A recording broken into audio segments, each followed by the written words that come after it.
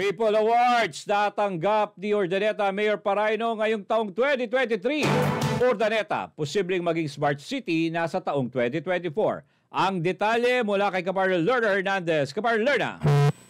Yes, kapartner, proud at nagpapasalamat si Urdaneta City Mayor Julio Ramy Paraino III sa tripleng award na kanyang natanggap sa taong 2023. Patunay ito na nakikilalang kanyang brand of leadership na nakatutok sa pagtulong sa taong bayan. Sunshine News Blast. Kahapon po, gaya ng gawad parangal ng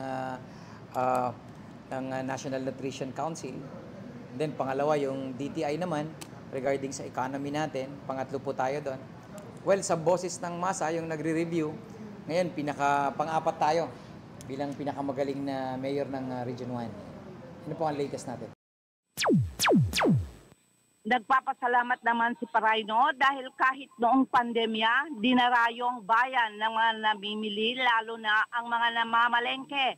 Anya, buhay na buhay ang ekonomiya ng Urdaneta, numero 1 na ito at naungusan nito ang Dagupan City.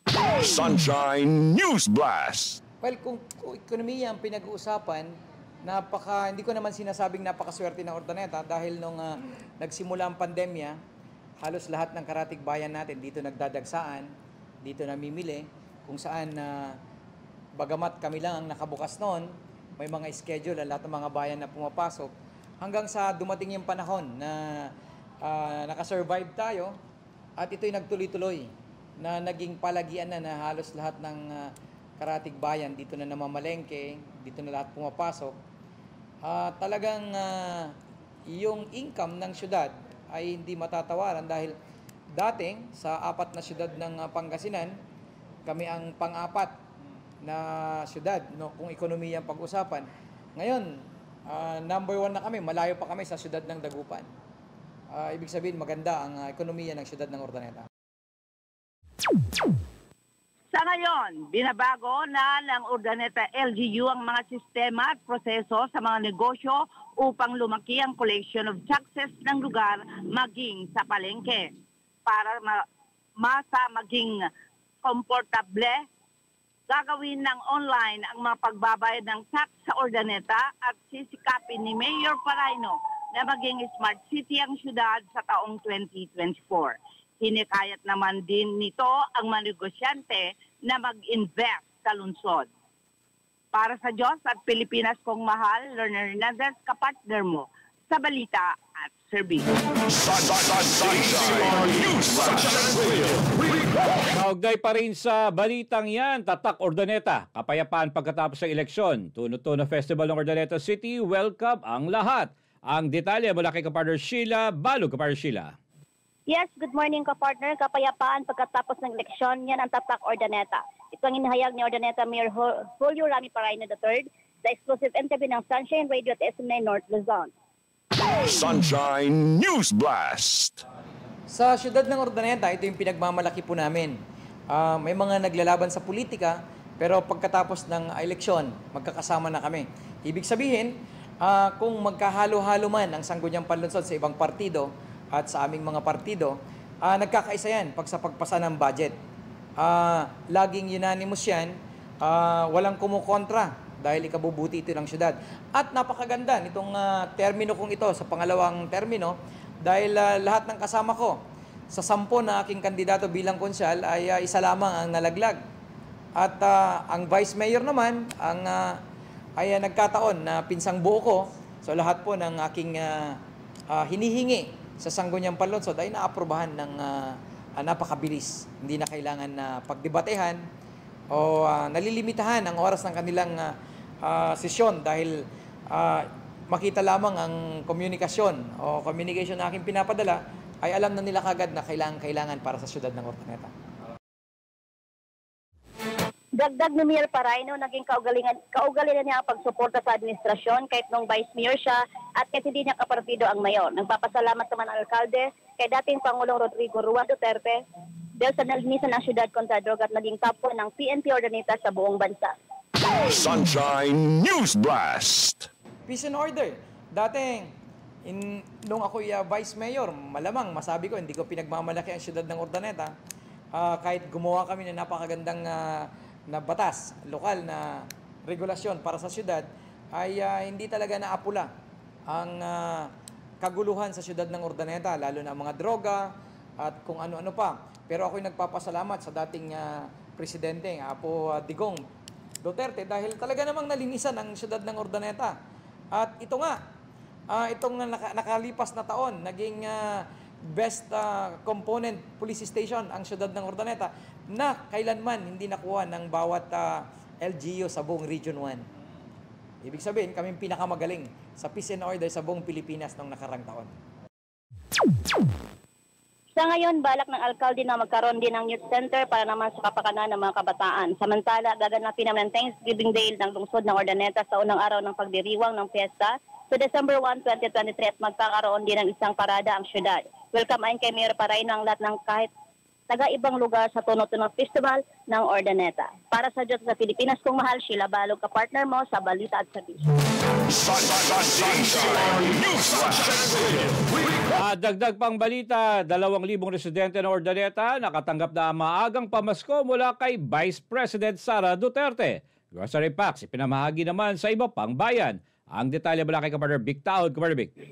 Yes, magandang umaga mga kapartner. Nakatanggap ng maagang pamasko mula sa Office of the Vice President ang 2,000 mga residente ng Urdaneta City. Ang pamamahagi ay pinangunahan mismo ni Vice President Sara Duterte nitong Sabado, November 25, 2023 sa Urdaneta City Sports and Civic Center.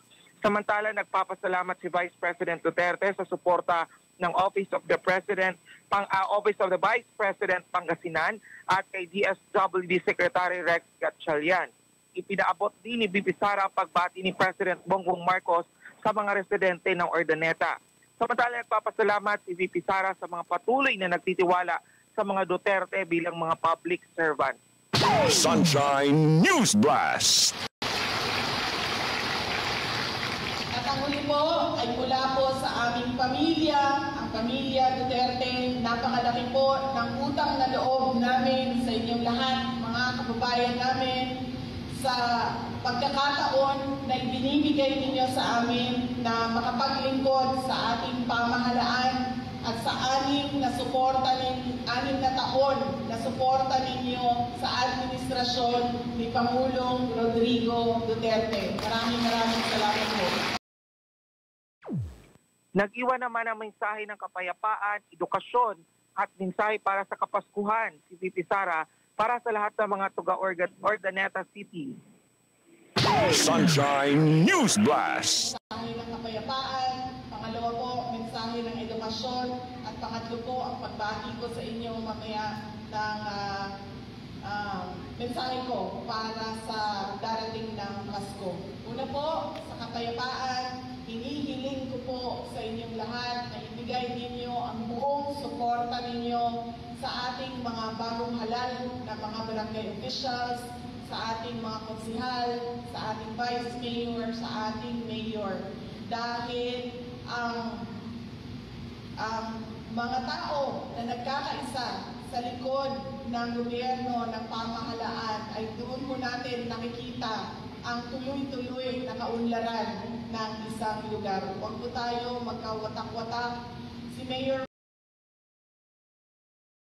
Nakatanggap din ng Christmas gift kay VP Sara ang 1,500 na residente ng Binalonan, 520 persons deprived of liberty, 2,500 na residente sa Urdaneta City at namigay din ito ng 2,000 pesos sa financial assistance sa 518 residents ng Urdaneta City sa kasagsagan ng turnover ng assistance to individuals in crisis situations sa pamamagitan ng Department of Social Welfare and Development, AICS, sa Magic Urdaneta MMX Event Center sa Urdaneta City.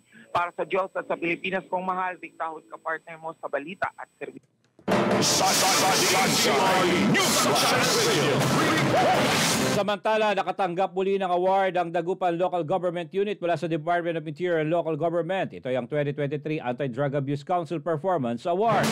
Ito ay dahil sa exemplary effort ng lungsod laban sa illegal na drogang ayon sa direksyon ng national government. Sabay ito, tumanggap din si Councilor Michael Fernandez bilang Outstanding Councilor sa buong Region 1. Nagpapasalamat si Mayor Belen Fernandez sa City Anti-Drug Abuse Council or CADAC kabilang ng PNP Dagupan na pinangunahan ni Police Lieutenant Colonel Brendan Palisok, mga barangay officials at sa lahat ng mga mamamayang Dagupeño ayaw sa droga. Abot langit ang tuwa ni Mayor Belen dahil sa conforme ito sa ating layuning mawala ang salot na drogang ito sa ating mga komunidad at ito ay sa tulong din ng mga sangguniang kabataan official. Sunshine News Blast. Torbistondo Mayor Operanya nakatanggap ng award mula sa 2023 Drug Abuse Prevention and Control Week and Regional Awarding sa Regional Awarding Ceremony. Ang detalye mula kay Kapartner Vic Taud. Kapartner Vic.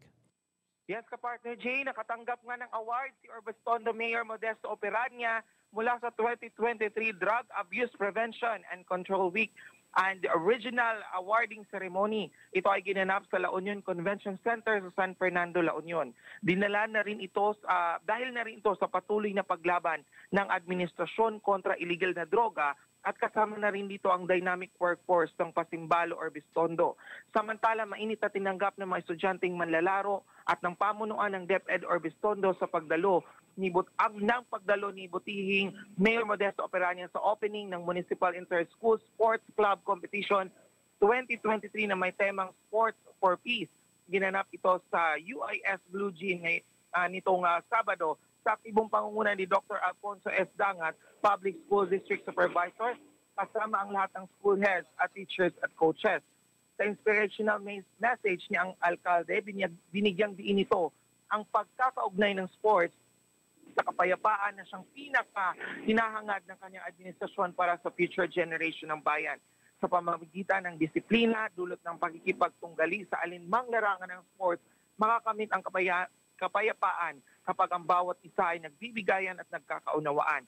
Ito ang dapat na mangibabaw sa bawat Orbistondonian upang maingangat at mapanatili ang tinatamasa ng bayan na kapayapaan, organisadong Pasimbalo Orbistondo. Bilang panauhing pandangal, formal na ding pinangunahan ng alkalde ang pagbubukas ng nasabing aktibidad sa pamamagitan ng ceremonial toast sa gitna ng mga estudyanteng manlalaro. Para sa Diyos at sa Pilipinas kong mahal, Victahod kapartner mo sa balita at serbisyo. At dagdag pang balita, mga estudyante ng Infanta sumali sa Beat the Bisyo Race ng Department of Health Ilocos Region. Ang balitang yan mula kay Kapartner Lerna Hernandez. Kapartner Lerna. Nasa 5 paaralan ng munisipalidad ng Infanta, Pangasinan ang lumahok ng Beat the Bisyo Race ng DOH Ilocos Region para maragdagan ng kamalayan sa mga paninigarilyo at illegal na droga. Kapartner ng DOH, dito ang lokal na pamahalaan ng Infanta upang ma-educate ang mga estudyante para malaman ng mga kabataan ang masamang epekto ng bisyo. Hinikayat ni Regional Local Health Support Division Chief Jimwell Cardenas na nanguna sa pamimigay ng papremyo na huwag magbisyo gaya ng pag-iinom, paninigarilyo at paggamit ng ilegal na droga. Nagpasalamat din si Cardenas sa Infanta LGU dahil sa pag-facilitate ng nasabing event. Samantala, ang first prize ay nasungkit ng Infanta Integrated School na nakakuha ng 10,000 pesos, sinundan ng Cato National High School kung saan may 7,500 na premyo at ang pangatlo naman ang Pangasinan State University Laboratory High School na nakakuha ng 5,000. Samantalang consolation prizes ay 2,500 pesos na binigay sa mga estudyante ng Bayambang National High School, Infanta White Team at si St. John's Institute Green Team. Nagpaalala si Infanta Mayor Marvin Martinez na iwasan ang bisyo at mag-aral muna. Samantala, ang munisipalidad na Infanta ay isa sa 200 LGUs na nabigyan ng Infanta National Anti-Drug Abuse Council Performance Award dahil sa epektibong pag-implementa ng mga programa kontra illegal na droga. Para sa Diyos at Pilipinas kong mahal, Lerner Hernandez, kapartner mo sa balita at serbisyo.